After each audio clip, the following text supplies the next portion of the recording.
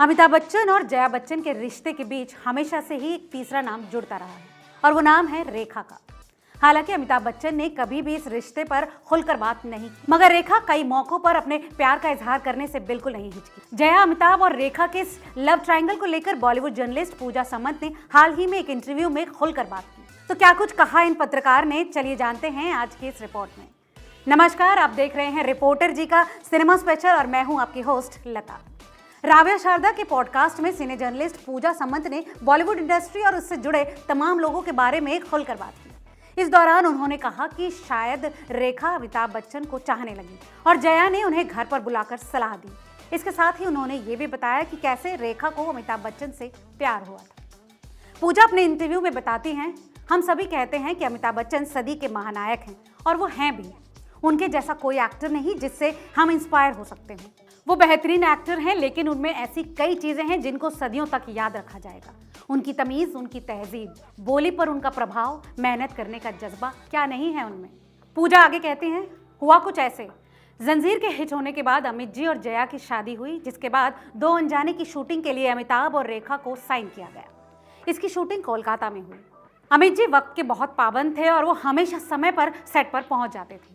9 बजे की शिफ्ट है और अमित जी मेकअप के साथ सेट पर 9 बजे हाजिर, पौने 9 बजे हाजिर और रेखा जी का अता पता ही नहीं। कई दिनों तक ये सिलसिला चलता रहा। इस पर अमित जी नाराज हो गए और उन्होंने अपनी शिकायत दुलाल गुहा साहब के पास की। अमित जी ने कहा कि रेखा जी समय पर सेट पर क्यों नहीं आती हैं।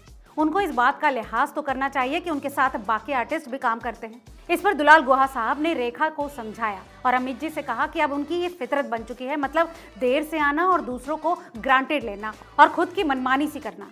बहरहाल रेखा जी का ये नेचर अमित जी को बिल्कुल समझ नहीं आया, लेकिन वो हमेशा की तरह समय पर आते रहे। पूजा आगे बताती हैं कि सुना है कि दो अनजाने की शूटिंग का सेट छोड़कर रेखा कई बार शॉपिंग के लिए कोलकाता घूमने चली जाती और जब शॉट की बारी आती तो कैमरा लगते ही रेखा अपने डायलॉग भी भूल जाया करती, क्योंकि वो तैयार ही नहीं होती थी। वहीं अमिताभ बच्चन अपने डायलॉग तैयार करके आते थे और प्रॉपर रिहर्सल करते थे। जब कैमरा ऑन हुआ तो अमित जी ने अपने स्टाइल के अनुसार डायलॉग बोल दी और रेखा जी अक्सर डायलॉग्स भूल जाया करती। रेखा का हिंदी बोलने का तरीका भी काफी गड़बड़ था उस वक्त। शायद इसके पीछे की वजह ये थी कि वो साउथ इंडियन थी, मतलब अभी भी हैं। उनकी हिंदी भी कानों में खटकने जैसी थी, पर उस दौर में सब कुछ चल गया। अपने इस पॉडकास्ट इंटरव्यू में पूजा ने आगे बताया कि इसी फिल्म के दौरान रेखा ने अमिताभ बच्चन को नोटिस किया। अमिताभ बच्चन का स्वभाव और काम करने के तरीके का असर रेखा पर भी पड़ने लगा। उनको वो पसंद आने लगे थे और वहीं दो अनजाने फिल्म भी चल पड़ी। इसके बाद कई प्रोड्यूसर डायरेक्टर्स ने इन दोनों को साथ में साइन किया।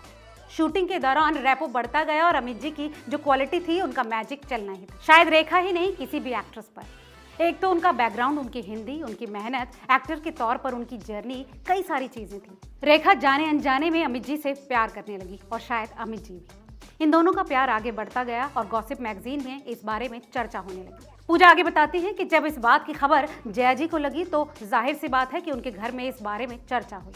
जानकार बताते हैं कि जया जी ने रेखा को अपने घर पर लंच के लिए बुलाया।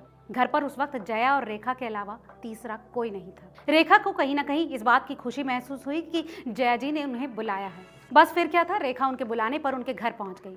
बंगले प्रतीक्षा में खाना वाना खाया और जिस वक्त रेखा घर से निकलने लगी तो जया जी ने उनसे सिर्फ कुछ बातें कही।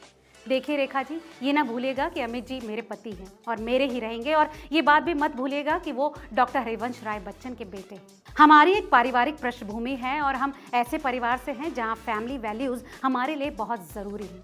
तो उन्होंने बहुत कुछ न कहते हुए भी बहुत कुछ कह दिया। अब जाहिर सी बात है कि रेखा तो समझ ही गई। उस दिन से रेखा धीरे धीरे अमित जी से दूर हो गई। याद दिला दें कि जया और अमिताभ बच्चन के रिश्ते की ही तरह फिल्म सिलसिला में भी इनका लव ट्रायंगल दिखाया गया है।